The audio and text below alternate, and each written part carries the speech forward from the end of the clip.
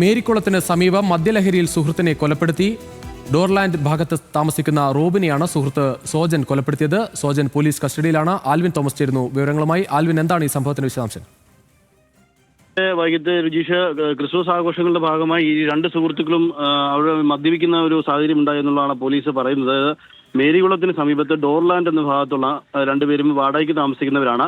അടുത്തടുത്ത വീടുകളിലാണ് ഇവർ വാടകയ്ക്ക് താമസിക്കുന്നത്. അവിടെ വെച്ച് അവർ ഇന്നലെ രാത്രി മദ്യപിക്കുകയും അമിതമായി മദ്യപിച്ച ശേഷം തർക്കമുണ്ടാകുകയും വാക്കുതർക്കത്തെ തുടർന്ന് റോബിനെ കല്ലുകൊണ്ട് ഇടിച്ചു എന്നാണ് സോജൻ പോലീസിന് ഇപ്പോൾ മൊഴി നൽകിയിരിക്കുന്നത്. പോലീസിന്റെ കസ്റ്റഡിയിലാണ് ഇപ്പോൾ സോജൻ ഉള്ളത്.